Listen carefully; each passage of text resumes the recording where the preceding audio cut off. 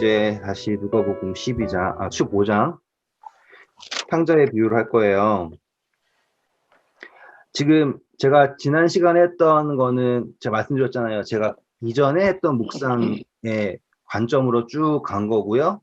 그리고 그 묵상의 관점도 충분히 그런 걸 설명해 주니까, 다시 말하면 구속의 경륜에 대한 설명으로는 충분해요. 그런데 저는 지금 앞서부터 12장부터 왔던 모든 것들을 이렇게 함축해서 가야 되잖아요. 그렇죠? 그래가지고 이 이야기들을 이제 하나로 만들려면 그 모든 내용들을 이렇게 꿰뚫는 관점이 필요했어요. 그 관점이 뭐였냐면 제가 말씀드렸죠. 순종이었고요. 또 뭐였어요? 공감할 수 있는 거였죠. 그렇죠? 그래서 제가 사랑이라는 것은 무엇인가라고 했을 때 존재의 일치라고 설명해 드렸잖아요. 맞죠? 그래서 지금 우리는 그 관점으로 이걸 다시 또 풀어야지 되는 거예요. 일단은 어저께 하다가 말았던 부분부터 다시 시작을 할게요. 제가 어저께 이제 옷 하고 했었습니까? 그 옷 옆에다가는요, 스가랴서 3장 적어 놓으시면 돼요. 우리 아는 거니까 그냥 넘어갈 거예요. 좋은 옷 옆에다가는요, 스가랴서 3장 3절 4절, 이거 여호수아한테 더러운 옷 벗기고 깨끗한 옷 입혀라 한 이야기예요. 그리고 이사야서 61장 10절 적어 놓으시면 돼요. 이거는 제가 처음 보는 것 같으니까 함께 읽어볼까요? 이사야서 61장 10절. 내가 여호와로 말미암아 크게 기뻐하며 내 영혼이 나의 하나님으로 말미암아 즐거워하리니 이는 그가 구원의 옷을 내게 입히시며 공의의 겉옷을 내게 더하심이 신랑이 사모를 쓰며 신부가 자기 구속으로 단장한 같게 하셨습니다. 네, 감사합니다. 지금 옷을 입힌 게 나오죠? 네. 네, 그 옷을 입었다라는 게 무엇을 상징합니까? 구원을 상징합니다. 이렇게 되는 거예요. 그러면 요걸 그대로 우리 결혼식 비유 있죠? 혼인잔치의 비유에 적용시키면 옷을 안 입고 있는 사람의 의미도 적용이 되는 거예요. 자, 그리고 이제 반지 나오죠? 네. 반지에다가는요, 학개서 2장 23절 적으시고 읽어주세요. 만군의 여호와가 말하노라 스알디엘의 아들 내 종 수룹바벨아 여호와가 말하노라 그 날에 내가 너를 세우고 너를 인장으로 삼으리니 이는 내가 너를 택하였음이니라 만군의 여호와의 말이니라 하시니라. 네, 인장이라고 하는 게 바로 이 반지와 같은 의미예요. 사실 도장의 의미거든요. 그런데 그 당시에 도장 어떻게 할게요? 이렇게 반지에다 해가지고 이렇게. 아시죠? 네, 15장. 자, 그리고 신발에다가는 창세기 41장 42절 읽어주세요. 자기 인장 반지를 빼어 요셉의 손에 끼우고 그에게 세마포 옷을 입히고 금 사슬을 목에 걸고. 네, 제가 지금 잠이 들겠나 봐요. 직권증이. 이거는 요셉 이야기가 이 탕자의 비유랑 매칭되는 부분이에요. 네. 그가 그 죄수의 신분에 있다가 총리가 되었을 때 변화한 것은 요셉은 변화한 게 없죠. 그런데 거기에 옷을 입히고 인장 끼우고 한 거 있잖아요. 그거랑 이 탕자의 비유랑 일치한다는 거였어요. 제가 좀 이제 다시 또 정신이 들기 시작하면 달라집니다. 좀만 참아주세요. 식곤증이라는 게 사람을 바보로 만드네요. 네, 자 그래서 일단 신발을 갈게요. 우리 신발은 제가 말씀드렸던 대로 룻기서 가셔야 되고요. 4장 7절 읽어주세요. 옛적 이스라엘 중에는 모든 것을 무르거나 교환하는 일을 확정하기 위하여 그 사람이 그의 신을 벗어 그의 이웃에게 주더니 이것이 이스라엘 중에 증명하는 전례가 된지라. 네. 자, 신발을 벗어준다라는 것은 확정한다. 그리고 책임을 전가한다. 이거예요. 그리고 신명기 25장 9절 그리고 10절 읽어주세요. 그의 형제의 아내가 장로들 앞에서 그에게 나가서 그의 밭에서 신을 벗기고 그의 얼굴에 침을 뱉으며 이르기를 그의 형제의 집을 세우기를 즐겨 아니하는 자에게는 이같이 할 것이라 하고 이스라엘 중에서 그의 이름을 신 벗김 받은 자의 집이라 부를 것이라. 네, 신발을 벗긴다라고 하는 게 그런 의미입니다. 책임을 지려고 하지 않은 사람은 뭘 벗게 한다고요? 신발을 벗게 한다. 다시 말하면 신발은 뭘 상징한다? 책임을 상징한다. 이렇게 가는 거죠. 그러면 우리가 뭔 이야기가 달라지겠어요? 당연히 모세가 떨기나무에서 하나님 만났을 때 하나님이 모세에게 뭘 하라고 했죠? 신발을 벗으라고. 네. 그렇다면 우리는 성경에서 나오는 신발을 신겨준다의 의미를 알았고 신발을 벗긴다의 의미도 알았죠. 그럼 예수님이 지금 모세에게 신발을 벗어라 라고 하는 의미는 너 조금이라도 높은 데 올라가지 말고 그 신발 밑창보다는 신발 밑창만큼 내려오라는 게 아니라 너가 책임을 벗겨준다. 그죠? 그렇죠. 하나님 앞에서 그 너의 사역을 너의 책임이라 생각하지 말아라 라고 하는 거예요.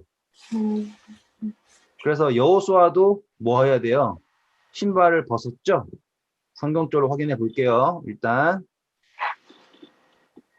거룩한 자, 벗은 게 아니구나. 네. 나도 그런 줄 알았어. 아니 거기 거룩한 곳인 신발을 벗으라 그래가지고 난. 그러니까. 그렇죠. 거룩한 곳에 갔을 때 신발 벗는 게 맞는 거예요. 이제 그럼 설명해 플러스. 드릴게요, 이제. 음, 예, 설명해 드릴게요. 출애굽 3장 오세요, 일단. 출애굽 3장 5절 읽어 주십시오. 하나님이 이르시되 이리로 가까이 오지 말라. 내가 선 곳은 거룩한 땅이니 내 발에서 신을 벗으라. 네. 신을 벗어야 된다. 왜 벗어야 됩니까? 거룩한 땅이니까. 맞죠? 똑같은 거 할게요, 이제. 여호수아서입니다. 와, 지금 이렇게 머리가 삥한 거 보니까 약간 체했나 봐요. 아, 어떡하냐. 네? 일어서서 하세요. 아니요. 그냥 저는 하다 보면은 살아나요. 그래서 아유, 내가 진짜 어리석었다 그 생각하고 있어요, 지금. 콜라라도 마십시오. 아니 머리 아플까봐 그러지. 아니, 그걸 괜찮아요. 따세요. 괜찮아요. 여호수아 5장 15절입니다. 여호와의 군대 대장이 여호수아에게 이르되 내 발에서 신을 벗으라. 내가 선 곳은 거룩하니라 하니 여호수아가 그대로 행하니라. 자, 그러면 우리는 어떠한 결론이 나오냐면 거룩한 곳에 가면 신발을 벗어야 된다라는 결론은 나왔어요. 그렇죠. 근데 신벗긴 자라고 하는 이야기는 어디서 나왔어요? 책임을 지지 않는 사람에게 행하는 게 뭐예요? 신을 벗기는 거예요. 지금 하나님의 임재에 있는 곳에 나가잖아요. 그러면 그곳은 거룩한 것이죠. 그럼 그곳에서 일어나는 모든 것, 다시 말하면 책임은 누구에게 있습니까? 하나님. 하나님에게 있어요. 개념을 이해하셨죠? 네, 네. 안식일이요. 거룩하죠? 네. 안식일에 우리가 책임을 내려놓는 거잖아요. 쉬라라고 하는 거예요. 쉬라고 하는 게 뭐냐면 나 정말 너무너무 일하고 싶은데 일하지 마. 막는 게 아니라요. 수고하고 무거운 짐진 자들아, 그게 책임이죠. 내게로 오라. 내가 너희를 쉬게 하리라 라고 하는 거예요. 그래서 안식일이 쉬는 날이에요. 책임을 내려놓고 신발을 벗는 곳이기 때문에 문맥상 맞죠? 네. 네. 그리고 아브라함이 뭘 공부했잖아요, 우리 그때. 롯이 잡혀갔는데 다시 찾아왔잖아요. 그랬더니만 아브라함이 전리품을 가졌어요, 안 가졌어요? 안 가. 안 가졌죠. 안 가지면서 뭐도 안 가진다 그랬어요. 창세기 14장 23절. 아브라함이 소돔 왕에게 이르되 천지의 주제시여 지극히 높으신 하나님 여호와께서 내가 손을 들어 맹세하노니 내 말이 내가 아브람으로 치부하게 하였다 할까요? 내게 속한 것은 실 한 오락기나 끈 들매끈 한 가닥도 내가 가지지 아니하리라. 근데 아무것도 안 가진다 그러는데 들매끈이라는 번역이 참 어려워요. 영어로 보시면 strap of a sandal 나오죠? 이거 똑같은 표현 누가 할게요? 우리 했었어요. 저기 요한. 맞아요. 침례 요한도 네, 요한. 뭐라 그랬어요? 요한복음 1장 27절에 내 뒤에 오시는 그이라. 나는 그의 신발끈 풀기도 감당하지 못하겠노라 하더라. 이해되시죠? 그게 신발이 책임이라고 했을 때 성립이 되는 논리예요. 그래서 신발을 신켰다라고 하는 거가 상당한 의미가 있다라는 거예요. 왜? 이 탕자는 신발을 신을 자격이 없다라고 얘기하고 있잖아요. 당신의 아들이라고 불릴 자격도 없습니다라고 얘기했는데 옷 입히고 가락지 끼우고 그리고 신발까지. 또 확인하면 우린 거룩한 곳에 갔을 때 뭘 해야 됩니까? 신발을 벗어야 되죠. 그런데 흥미로운 사실은 여기서요. 탕자가 벗은 신발이 있고요. 탕자가 새롭게 신은 신발이 있어요. 이해되시겠어요? 탕자가 벗은 옷이 있고요. 탕자가 새롭게 입은 옷이 있죠. 마치 스가랴서의 대제사장 여호수아가 더러운 옷이 벗겨지고 정결한 옷이 입혀졌죠. 탕자의 더러운 옷이 벗겨지고 정결한 옷이 입혀진 것처럼 우리가 지었던 더러운 신발이 벗겨지고 거룩한 책임, 아시겠죠? 그 사역에 우리가 참여할 수 있게 되는 거를 말하는 거가 바로 이 장면이에요. 저는 그래서 이 장면이 상당히 좋아요. 자, 그리고 어저께 했던 걸 그대로 이제 텐션을 끌어올려 볼게요. 자, 일단 확실한 건요. 이 탕자는 지독하게 아버지를 오해하고 있었어요. 아버지를 누구처럼 생각하고 있었어요? 자기처럼 생각했어요. 그러니까 아버지를 자기만큼 사랑했다 아니라 자기가 생각하는 것처럼 아버지를 정의했다고요. 그것이 가장 큰 문제였죠. 근데 재밌는 거예요. 제가 사랑이란 무엇이었습니까? 존재의 일치죠. 그랬잖아요. 그래서 네. 내가 다른 사람을 나 자신처럼 사랑한다라는 것이 하나님이 그분 자신을 우리에게 준 것처럼 했지 않습니까? 네. 근데 우리도요, 본의 아니게 그렇게 하고 있는 거예요. 그러니까 어떤 거냐면 하나님을 누구처럼 생각하고 있어요? 나처럼 생각하고 있잖아요. 존재를 일치시켰죠. 어떤 모양에서든. 하지만 그게 어떻게 된 거예요? 잘 된 거예요? 삐뚤게 된 거예요? 삐뚤어. 그렇죠. 왜 삐뚤어졌을까요? 내가 삐뚤어져서. 비슷한 말이에요. 비슷한 말인데 좀 다르게. 그러니까 내가 하나님을 닮아야 되는데 하나님을 나 닮게 해서. 좋아요. 그게 뭐냐면 기준이 잘못된 거예요. 내가 좀 맞아. 기준이 없어서 그런 거예요. 자, 존재의 일치는요, 우리는 지금도 하고 있어요. 그래서 뭐 눈에 뭐 보인다 그러잖아요. 도둑놈 눈에는 도둑놈 보이고 뭐 할 때 그래가지고 정말 신기한 게 이거는 그냥 우스갯소리예요. 제 아내가 임신하니까 지나가는데 다 임신한 여자가 보이는 거예요. 전에는 하나도 안 보였었는데. 맞아. 그리고 애기 유모차 살려고 그러니까 전에는 저거 진짜 유모차라는 거 쳐다보지도 않았는데 그게 다 보이더라고요. 그러니까 뭐 눈에는 뭐만 보인다라고 하는 거가 우리는 본의 아니게 하고 있죠. 그렇죠? 그게 뭐냐면 우리는 그것에 익숙하게 창조가 된 거예요. 존재를 일치시키려고 하는 거를요. 우리의 본성이 하는 거예요. 근데 뭐가 없는 것뿐이다. 온전한 기준. 그렇죠? 예수 그리스도가 없는 거예요. 자, 예수 그리스도가 없이 일어나는 모든 것은 다 뭐밖에 일어나지 않은 거예요? 오해밖에 안 하는 거예요. 왜? 기준이 다 누구니까? 나니까. 그러면은 항상 그러니까 누가 신인 거예요, 결국에? 내가 신이고, 내가 법이고, 내가 정의예요. 지금 제가 말하는 의도를 이해하시겠죠? 네. 다시 말하면 하나님께서는요, 우리에게 그렇게 할 수 있는 성향을 다 주신 거예요. 진정한 사랑, 존재의 일치를 하고자 하는 거를 이미 성향을 주신 거예요. 근데 그것이 뭐가 없으니까, 기준, 예수 그리스도가 없으니까 그 존재를 일치시키려고 하는 거가 뭐가 되는 거예요? 죄로 변하는 거죠. 맞죠? 존재를 일치시키려고 하는 게 원래는 그 사람을 이해하고 그 사람을 더 품고 하는 거야 돼야 되는데, 잘못되니까 내가 기준이 돼버리니까 뭐가 되었어요? 그 사람을 정죄하고 판단하게 되는 거잖아요. 저는 이거를 되게 중요하다고 생각해요.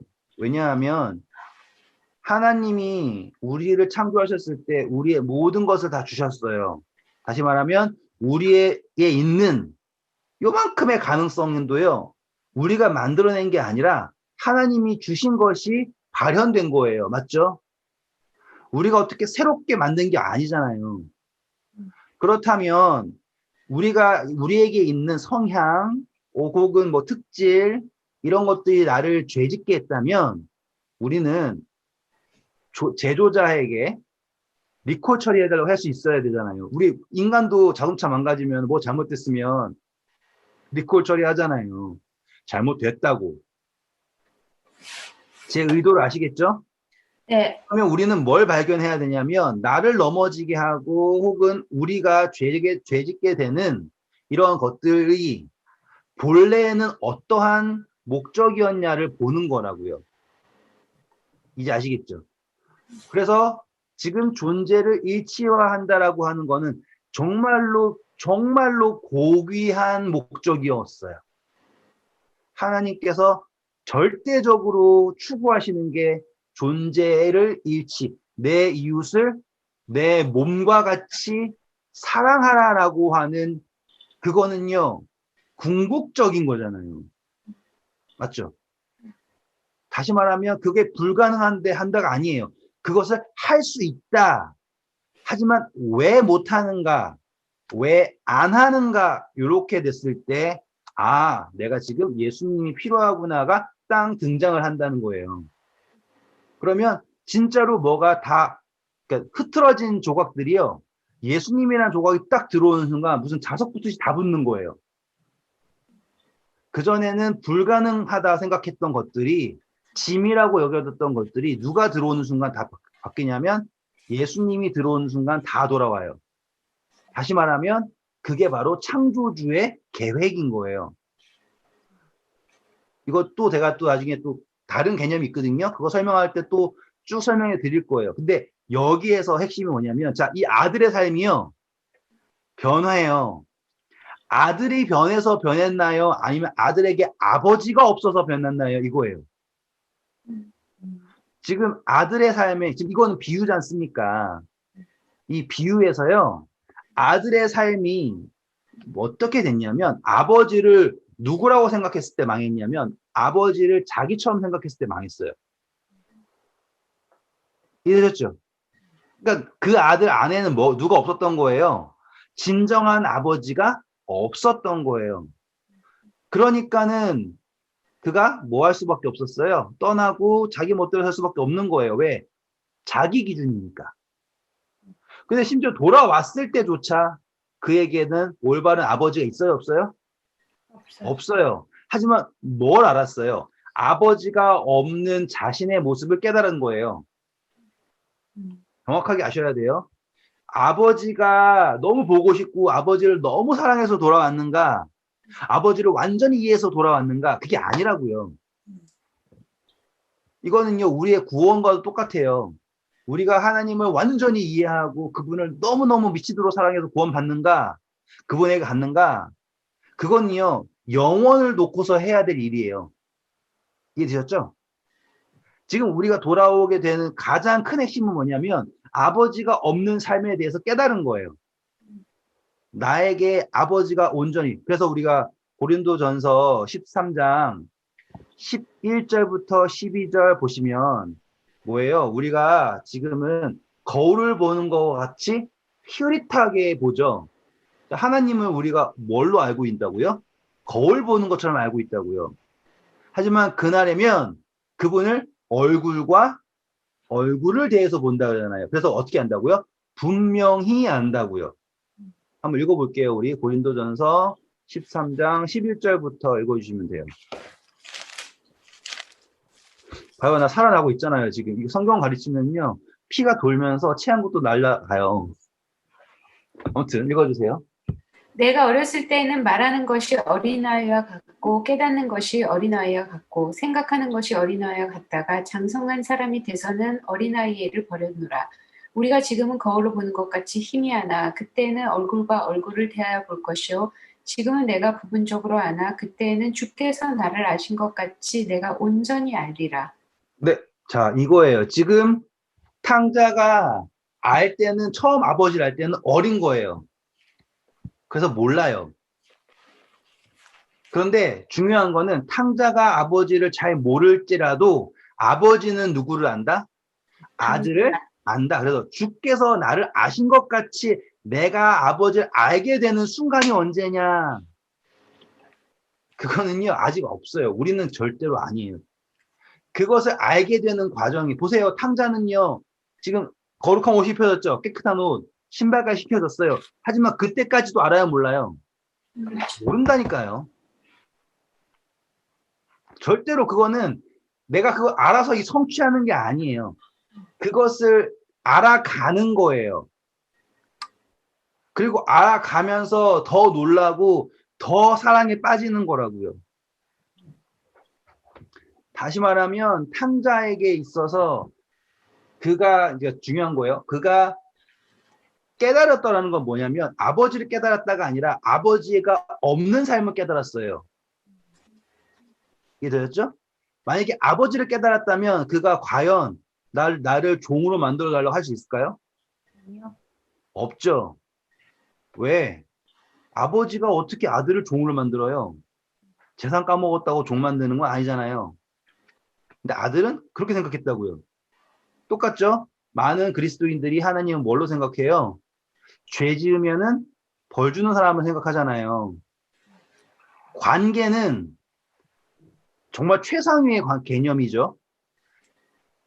관계는 절대로 행위로 변화할 수 없는 거죠. 맞죠? 네. 이거는 뭐 친구 관계 이런 게 아니에요. 누가야 누구를 낳았다라고 하는 이 아버지와 아들의 관계는 어떤 관계예요? 절대적 개념이니까. 여기까지 이해되셨죠?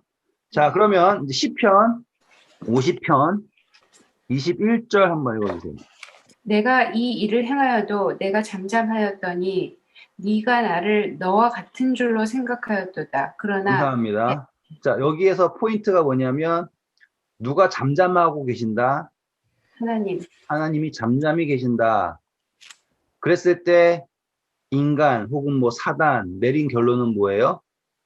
나랑 같구나 이렇게 해요. 재밌는 표현이죠. 근데 정확한 표현이기도 해요. 지금 이 누가복음에 나와 있는 탕자의 비유는요, 아버지라고 하는 존재를 놓고 첫째 아들, 둘째 아들이 다 어떻게 생각하고 있어요? 자기 멋대로 생각하고 있죠. 그리고 다 뭘 얘기하고 있냐면 첫째 아들도 둘째 아들도 다 판단의 기준을 얘기해요. 아버지는 이렇게 해야 된다. 둘째 아들도 아버지는 나를 종으로 만들어야 된다. 그 결국은 둘 다 똑같은 거잖아요. 첫째나 둘째나. 네, 그쵸. 지금 이야기 속에서는 그래요. 네. 지금 아직까지 첫 번째 내용 안 끝났어요. 전 아직 두 번째 내용을 해야 돼요. 자, 그래서 지금 이제 우리가 끝난 건 뭐냐면, 둘째 아들이 돌아왔을 때, 다시 말하면 우리가 하나님께 돌아왔을 때, 어떠한 일이 일어나는가, 또 무엇이 나로 하여금 하나님께 돌아오겠는가까지 정리했어요. 맞죠? 그랬더니, 여기서 상징적인 거, 23절 보시면 송아지 잡죠? 네. 네. 우리 그 혼인잔치의 비유에서도 뭘 잡았어요? 소를 잡았죠? 그래서 이 소를 잡는다라고 하는 건요, 항상 등장을 해요. 왜? 예수님의 십자가를 상징하기 때문입니다. 그래서 여기서 소 잡는 게 등장하고요. 혼인잔치 소 잡는 게 등장하고요. 그래서 소를 잡았기 때문에 잔치가 준비되었습니다. 이렇게 된다고요. 자, 24절입니다. 읽어주세요. 이 내 아들은 죽었다가 다시 살아났으며 내가 잃었다가 다시 얻었노라. 아니 그들이 즐거워하더라. 네, 자, 여기까지가 사실상의 이야기의 결론이에요. 그리고 나서 그 다음 시작되는 건 뭐예요? 마다들이 등장하죠. 자, 이제부터 제가 이제 두 번째 묵상으로 갈 거예요. 다시 처음으로 돌아올게요. 우리가 이걸 할 때 처음 시작했던 게 무엇이었냐면 이 말씀은 누구에게 한 것입니까? 그들, 다시 말하면 바리새인과 서기관들에게 했죠. 맞죠? 자, 16장 1절 볼게요. 또한 제자들에게 이르시되 감사합니다. 자, 16장은 누구에게 하는 비유예요? 제자. 네. 자, 이거는 15장과 16장은 연속성상에 있죠? 네. 맞죠? 그리고 이야기하는 대상이 달라요. 그러면은 이제 대상을 알고 공부하면은 깨닫는 거잖아요. 그리고 여기에서 지금 탕자의 비유도 대상이 누구에게 목적이 있습니까? 바리새인들이죠. 네. 자, 여기에서 역할극에서 누가 첫째일까요? 당연히 바리새인들과 서기관들이 첫째예요. 그래서 제가 어저께 말씀드렸던 대로 이 탕자는 둘째 아들은 유산을 받으려면은 누구에게 받을 수밖에 없어요? 아버지에게 받을 수밖에 없어요. 왜? 첫째 아들은 절대로 안 줄 거니까. 제가 말씀드렸죠? 첫째 아들이 모든 권한을 다 가져가요. 안 줘도 그만이에요. 성경의 기록상에는 2배를 주라고 하지만 당시에는 첫째가 다 가져도 돼요. 왜? 아브라함이 이삭한테 다 줬죠. 재산을 다 줬다면 아브라함이 이삭한테. 그래가지고 장자권이라는 거에 대해서 아무튼 그렇게 생각을 했어요. 그래서 이 첫째와 둘째는 어떠한 관계냐면 첫째는 권위, 둘째는 권위가 없는 이 상태예요. 자, 그리고 나서 이제 둘째가 각각 받았다고 그랬죠. 첫째, 둘째가 다. 그랬으면 각각 받은 걸로 만족을 해야 되는데 첫째는 받고도 뭐 할 수 있다 생각했고 아버지와 함께 있어도 된다고 생각했고 첫째가 보기에 둘째는 뭐 하면 안 된다는 거예요? 자격이 없다라는 거였죠. 그래서 예수님이 죄인들과 함께 있으니까 예수님은 뭐라 그래요? 뭐라고 하죠. 똑같이 그러한 연유로 둘째가 떠났습니다. 자, 여기까지 똑같은 이야기였어요. 자, 이제 둘째가 가가지고요. 할 수 있는 게 뭐밖에 없었습니까? 다 탕진을 했죠. 탕진하고 힘들어하는 동안 첫째는 누구와 함께 있었어요? 아버지. 아버지와 함께 있었죠. 그러면은 첫째는 힘들었던 적이 있어요, 없어요? 없어요. 힘들지 않았죠. 왜? 첫째가 있는 집에는 종들도 배불리 먹고 있었어요. 그러면 지금 축복은 누가 받고 있어요? 첫째. 첫째가 받고 있죠. 근데 지금 둘째는 어떠한 상황 속에 있어요? 힘든 상황 속에 있죠. 이제 그림이 똑같아지는 거예요. 뭐랑 똑같아지면 99마리 양은 잘 있죠. 근데 한 마리는 지금 푸른 초장에서 맛있는 풀 뜯고 있어요? 아니면은 죽어가고 있어요? 죽어가고 있어요. 죽어가고 있죠. 지금 그 이야기가 이렇게 각색이 된 것 뿐이에요. 똑같은 이야기지만 각색이 된 것 뿐이에요. 자, 이제 아버지는 누구를 찾으러 가요? 목자는 누구를 찾아요? 잃어버린 걸 찾아요. 자, 그때 여기에서 호의호식하고 있던 존재들이 첫째 아들이 이거는 잘못됐다라고 얘기해요. 그러면 잘못된 거예요? 잘못되지 않은 거예요? 어떻게 생각하세요? 걔한테는 잘못됐지만 아버지한테는 잘못 안 된 거 아니야? 그러니까 원래 잘못된 건 아닌데 얘네들은 걔가 벌 받아야 된다고 생각하니까. 네. 잘 보셨어요. 지금 딱 그거예요. 우리는요, 지금 요 이야기를 하나로 봐야 되는 상황이에요. 하나로 봐야 되는 상황에서 지금 첫째 아들이 계속 뭘 하고 있냐면 첫째 아들은 잃은 게 없어요. 절대로 잃은 게 없고요. 한 번도 힘들었던 적도 없죠. 왜? 아버지 품에 있었으니까. 둘째 아들은 다 잃었어요. 힘들어요. 그러면 당연히 아버지는 누굴 찾을 수밖에 없어요. 첫째 아들을 몰라서가 아니라요. 첫째 아들을 무시해서가 아니죠. 둘째 아들을 살리기 위해서잖아요. 근데 여기서 첫째 아들은 뭘 한다고요? 이 아들, 두 형제를 살리는 거에 관심이 있어요, 없어요? 없죠. 자, 여기 다 이제 보세요, 이제. 24절 보세요. 뭐라고 나옵니까? 이 내 아들은 죽었다가 다시 살아났으며 내가 잃었다가 다시 얻었노라 하니 그들이 즐거워하더라. 네, 감사합니다.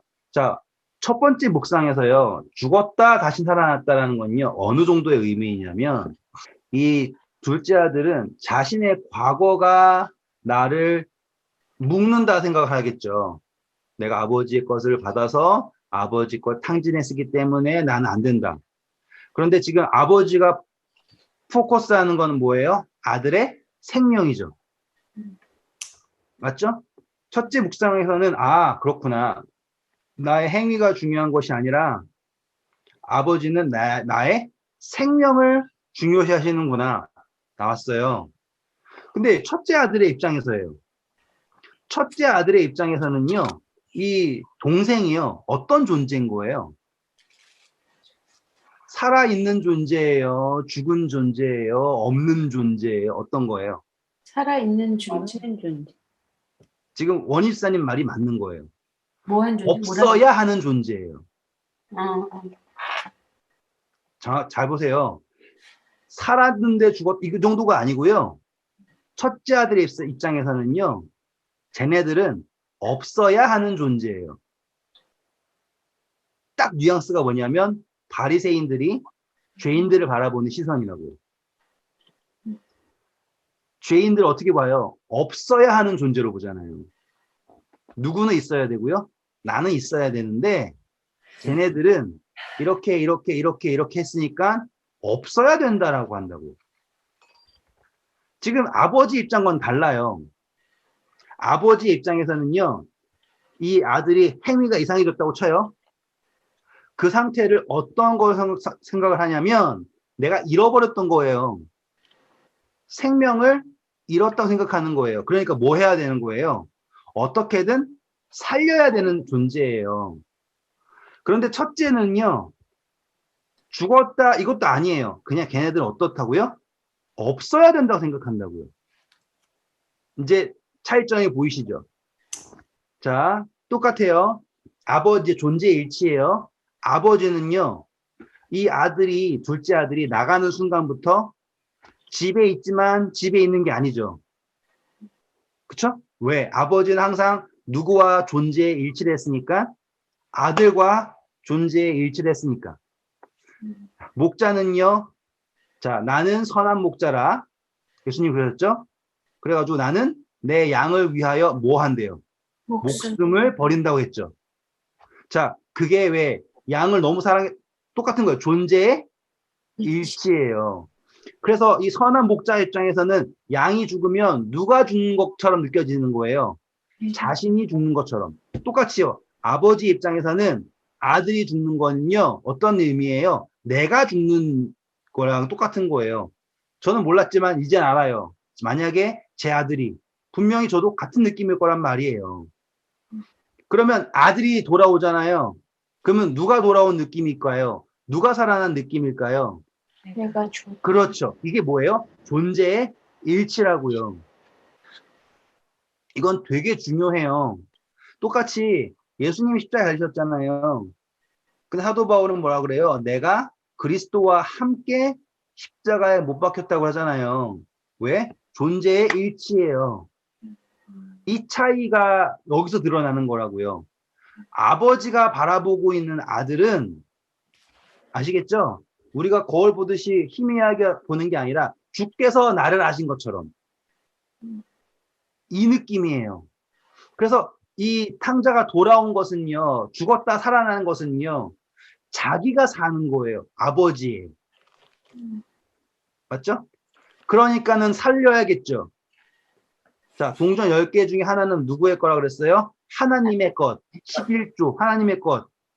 그 잃은 것, 하나님의 것을 찾았을 때의 기쁨은 진정한 기쁨이잖아요. 그걸 뭐 해야 됩니까? 함께 기뻐할 수 있어야 돼요. 자, 그 함께 기뻐한다는 건 뭘 해야 가능해요? 존재의 일치를 할 수 있어야 가능하다고요. 근데 돌아오니까 다 기뻐했다고 하죠. 보시면 그들이 즐거워하더라 나왔잖아요. 그런데 25절 보면 마다들이 와가지고 즐거워합니까? 안 합니까? 안 한다로 시작이 된다 이거예요.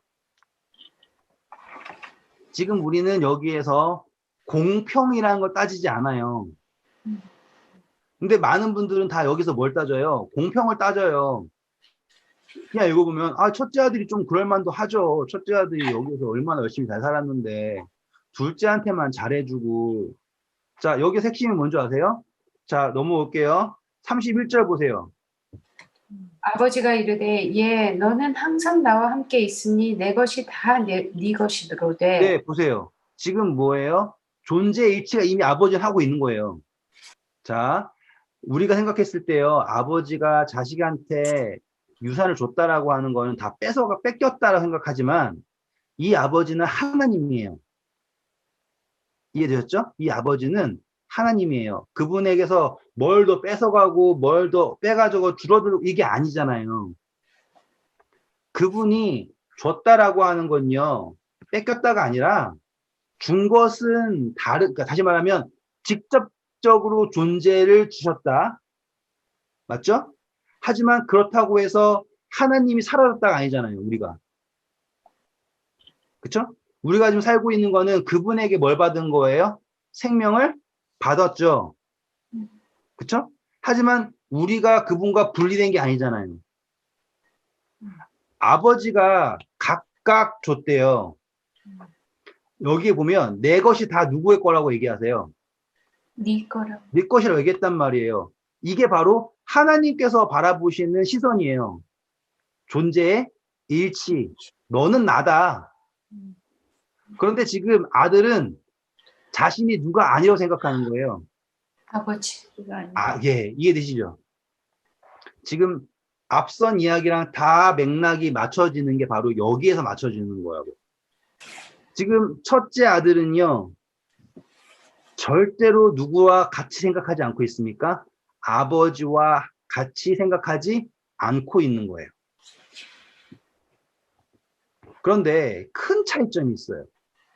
둘째도 아버지와 같이 생각하지 않았죠. 그렇죠. 그런데 둘째는 뭘 깨달았어요? 아버지가 없는 자신을 깨달았죠. 그래서 누구의 은혜를 받아야 된다는 걸 알아요. 아버지의 은혜가 나를 살게 한다는 걸 알아요. 그렇기 때문에 둘째는 이제 앞으로 누구의 뜻을 자기의 뜻으로 생각할까요? 아버지의 뜻을 자기의 뜻으로. 여기까지 이제 오시겠죠? 그런데 첫째는 사실상 그 얘기 들어보셨죠? 첫째는 집에서 잃어버린 자식이라고. 집 안에서 집 나간 자식이라고. 들어보셨어요? 아니 그 첫째가 아버지랑 있는 걸 별로 행복하게 생각 안 한 것 같잖아요. 맞아요. 노동. 네. 이게 바로 그러니까는 육체적 거리가 문제가 아닌 거죠. 똑같죠? 일단 오겠습니다. 자, 여기서 우리가 첫째에 대해서 포인트 잡아야 될 게 되게 많아요. 사실상. 왜냐하면 이 비유는 탕자의 비유가 아니에요. 사실상. 누구에게 말하는 거였어요? 바리새인들과 서기관들에게 얘기했잖아요. 다시 말하면 실질적으로 이거는 탕자의 비유가 아니라 마다들의 비유예요. 이제 맞죠? 제 말이? 그러니까 마다들에게 포인트가 있다니까요. 탕자가 뭘 하고 어떻게 해서 잘못했다 이걸 포인트하지 않아요. 누구는? 아버지는. 자, 첫째는 지금까지 잃은 게 없죠. 모든 게 다 아버지의 것이 다 자기 거예요. 그럼에도 불구하고 어떻게 합니까? 이거라고요. 자, 이제 잔치가 있었죠. 종이 와서요. 누굴 청해요? 맏아들을 청하죠. 자, 맏아들은 청함을 받은 사람이에요? 받지 않은 사람이에요? 받은 사람. 그렇죠. 자, 청함 받은 사람은 많은데 택함 받은 사람은 적다라고 하는 표현. 그리고 먼저 청함 받은 사람이 있는데 오기를 좋아한대요? 싫어한대요? 싫어한대요. 싫어한대요. 지금 똑같죠? 왕이 있고요. 아들이 혼인잔치가 있는데 오라니까는 안 온대요. 나 소 사서 안 와요. 땅 사서 안 와요. 나 장가 가서 안 와요. 그쵸? 왜 안 와요? 누가 싫어요? 왕이 싫든지 그 아들이 싫든지. 맞죠? 지금 여기도 똑같아요. 잔치를 준비하는데 맏아들이 뭐 노력한 게 있어요, 없어요? 없어요. 아무것도 없어요. 다시 말하면 맏아들은 잃은 게 아무것도 없어요. 완전했다고요. 아버지로부터 모든 풍요를 채웠고요. 그런데 뭘 거절한다? 잔치에 들어가는 것을 거절한다. 예수님께 계셨을 때 죄인들은 예수님의 말씀을 듣기 위하여 청함에 응했죠. 바리새인들은 그 죄인들이 싫어서 청함을 거절합니다. 분명히 바리새인들과 죄인들 다 이스라엘 백성이에요. 형제죠. 그런데 바리새인들은 항상 이 죄인들을 무슨 존재라 생각했어요? 없어져야 하는 존재라고 생각을 했다고. 그리고서는 어떻게 비교를 합니까? 마치 포도원의 품꾼에 비유해서 늦게 온 사람들한테 한 달란트 준다고, 데나리온 준다고 우리를 어떻게 저 사람이랑 똑같이 취급하냐고 막 화를 내죠. 근데 여기 한술 더 떠요. 내가 있을 때는 뭐도 안 잡아줬는데, 염소도 안 잡아줬는데, 저 세상 다 탕진한 애한테 소 잡고 잔치한다고 막 화를 내요. 목적 자체가 다르죠? 자, 성경적 읽으면서 한번 해볼게요. 우리 25절부터 읽어볼게요, 이제. 맏아들은 밭에 있다가 돌아와 집에 가까이 왔을 때 풍악과 춤추는 소리를 듣고 한 종을 불러 이 무슨 일인가 물은데 대답하되 당신의 동생이 돌아왔음에 당신의 아버지가 건강한 그를 다시 맞이들게 됨으로 인하여 살찐 송아지를 잡았나이다 하니 그가 노하고 들어가고자 하지 아니하거늘 아버지가 나와서 권한데 아버지께 대답하여 이르되 내가 여러 해 아버지를 섬겨 명을 어김이 없거늘 내게는 염소 새끼라도 주어 나와 내 벗으로 즐기게 하신 일이 없더니 아버지의 살림을 창녀들과 함께 삼켜버린 이 아들이 돌아오매 이를 위하여 살찐 송아지를 잡으셨나이다. 감사합니다. 자, 28절 보시면 그가 노하여라고 나오죠? 네. 그러면 우리는 여기에서 누구에게 화났을까요? 이게 되는 거예요. 아버지. 네. 그러면 답이 나온 거예요. 네. 그냥 지금 앞에 있는 바리새인들과 서기관들과 여기 맏아들이 딱 떨어진다라는 게 나오는 거예요. 그럼 바리새인들과 서기관 이 이야기 들으면 자기네들이 잘하고 있냐 못하고 있냐가 드러나겠죠. 눈치가 조금이라도 있는 사람이면. 근데 눈치 없는 사람들이면 못 알아들었겠지만 예수님은 정말로 평이하게 말씀해주고 있는 거예요. 지금 너네가 화내고 있는 게 과연 정당하냐? 그랬을 때 이제 예수님이 아버지의 입장에서 말씀하시는 거죠. 맞죠? 아버지가 이르되 예 너는 항상 나와 함께 있었으니 내 것이 다 내 것이로되 이 동생은 죽었다가 살아났으며 내가 잃었다가 얻었기로 우리가 즐거워하고 기뻐하는 것이 뭐하다? 마땅하다. 마땅하지 않냐라고 말씀하시는 거라고. 그러면 우리가 생각했던 것과 같은 맥락이 쫙 맞아 떨어지는 거예요. 그냥 묵상처럼 여러분 우리 탕자가 되면 안 됩니다. 여러분 우리는 첫째 아들이 되면 안 됩니다. 이런 것도 좋지만 앞에 있는 이야기랑 함께 했을 때 예수님께서 말씀하시고자 하는 게 너무 분명하잖아요. 존재의 일치. 아버지는 하고 계세요. 그런데 누구는 거절하고 있는 거예요. 아들들은 못하고 있었죠. 근데 흥미로운 점은 누구는 둘째 아들은 그것을 깨달았어요. 그래서 아버지께로 왔어요. 다시 안 갈 거예요. 왜? 그는 아버지께 노한 적은 없어요. 아버지를 이해 못했을 뿐이에요. 그래서 첫째 아들은요, 아버지와 함께 있어요. 근데 아버지를 이해를 하고 싶지 않아요. 그렇죠? 자, 재림도 똑같을 거예요.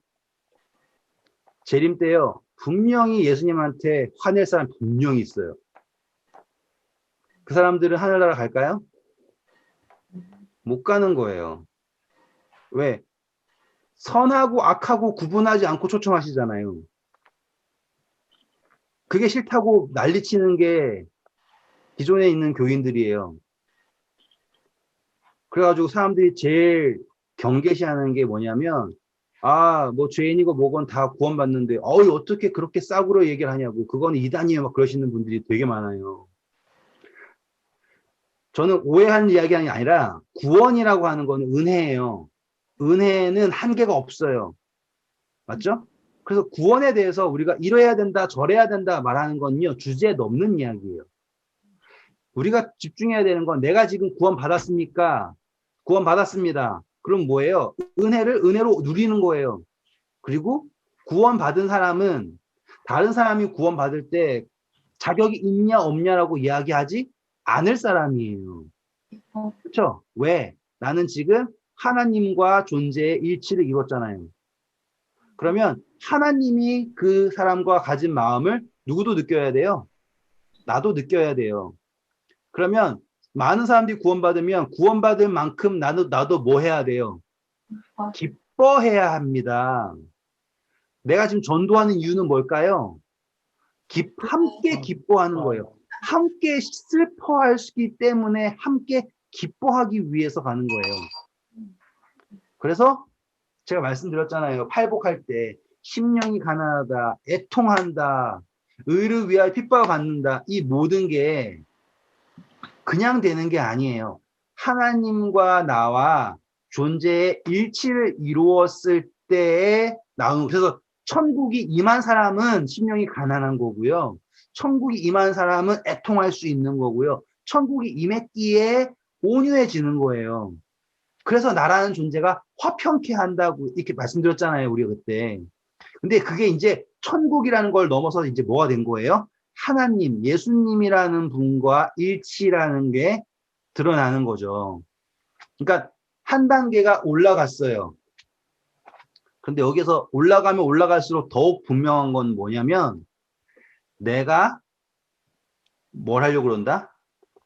나를 누구에게 동기화시키니까, 그러니까 하나님을 나로 일치시키는 게 아니라 나를 그러니까 하나님이 나라고 생각하는 거예요. 내가 하나님처럼 되려고 하지 않고 하나님을 나처럼 끌어내려 버리죠. 그리고 하나님이 나처럼 생각했을 때 정의롭고요. 맞죠? 나처럼 했을 때 괜찮은 거예요. 그리고 내가 지은 죄는 용서해 주는 게 사랑이고요. 저거는 아니지 라고 하는 게 정의예요. 얼마나 삐뚤어요. 그렇죠? 지금 첫째 아들의 모습은 뭐냐면 첫째 아들이 잘했다 못했다가 아니라 은혜를 절대로 모르는 거예요. 다 뭐라 그래요? 나는 뭐 했다? 한 번도 어긴 적이 없다. 아버지, 당신이 나를 흠잡을 때 있으면 흠잡아 보세요. 이런 식인 거예요. 근데 지금 핵심이 그게 아니잖아요. 핵심은 뭐냐면 함께 즐거워할 수 있느냐, 아버지의 마음을, 아버지를 이해하느냐, 이게 핵심이잖아요. 근데 첫째 아들은 뭐만 빠졌다고요? 나는 한 번도 아버지의 말씀을 어긴 적도 없고 재산도 탕진한 적도 없고, 맞죠? 이제 탕자의 비유가 말하고자 하는 게 분명히 드러났잖아요. 뭘 모르는 거예요? 첫째 아들은 마땅한 걸 모르는 거예요. 쓸데없는 것만 하는 거예요. 핵심을 전혀 모르는 거예요. 그리고 여기다가 이제 또 적용할게요. 누구든지 남에게 대접받고자 하는 대로 남을 대접하라. 우리 공부했었죠. 그때 우리가 공부했던 거 뭐예요?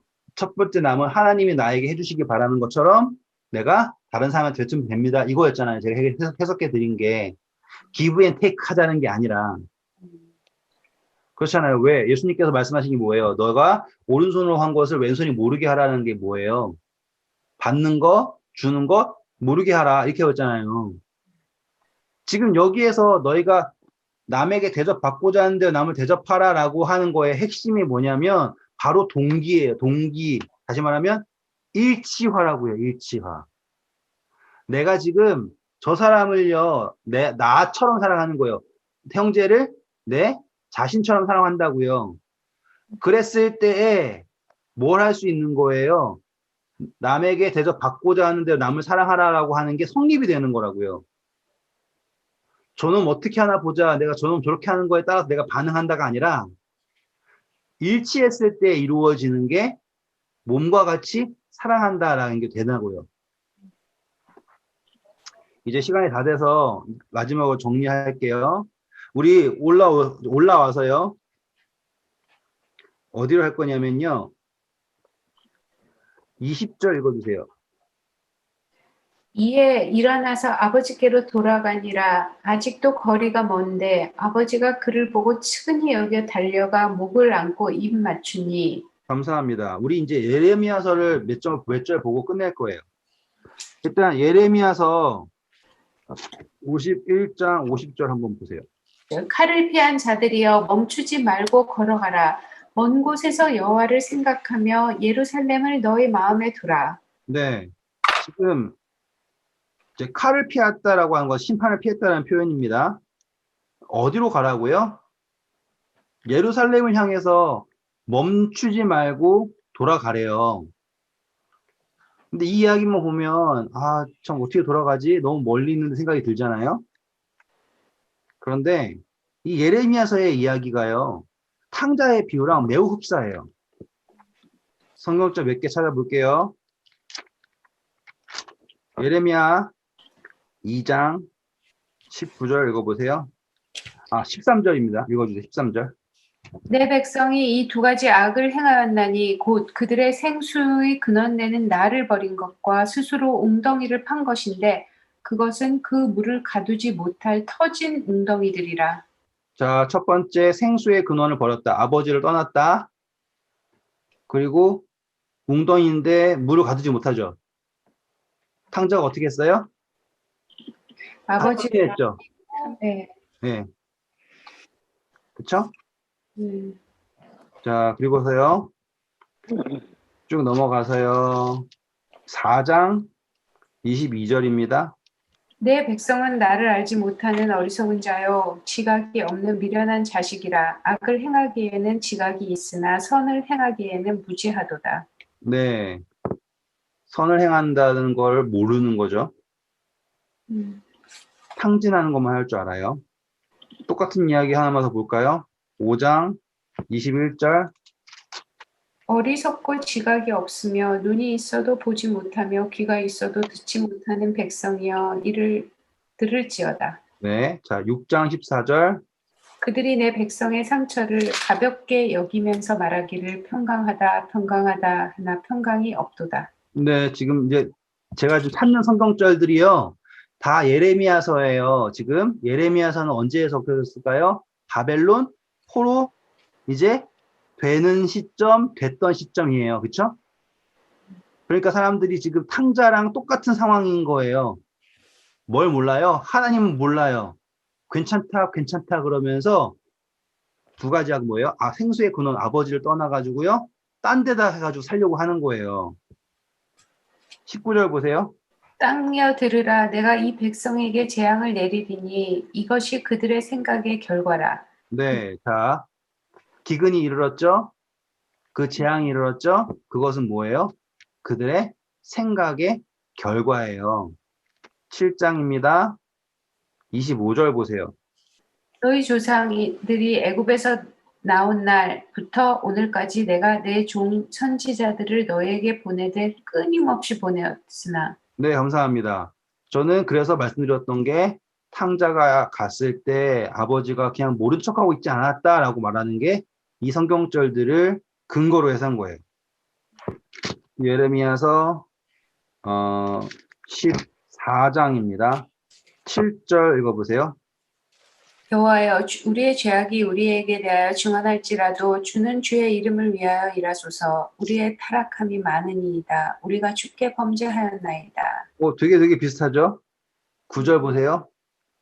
어찌하여 놀란 자 같으시며 구원하지 못하는 용사 같으시니까.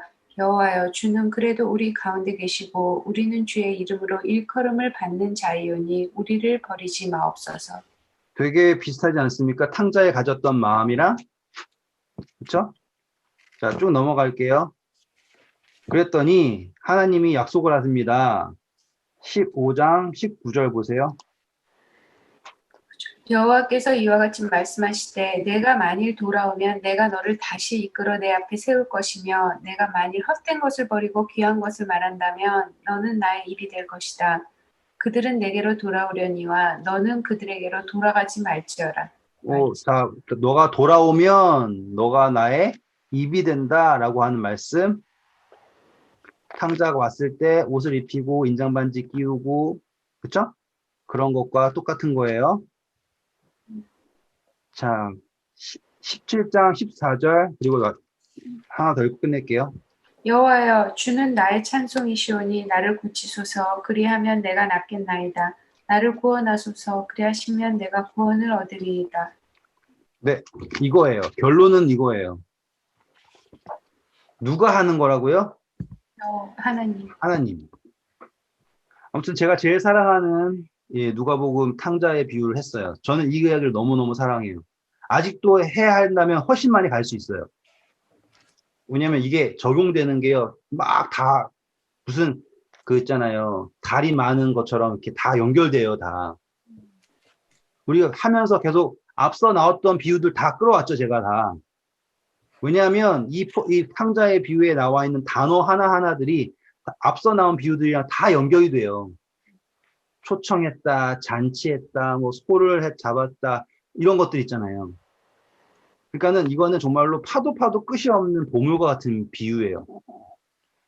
하지만 저희가 포커스 잡은 것은 무엇이에요? 존재의 일치.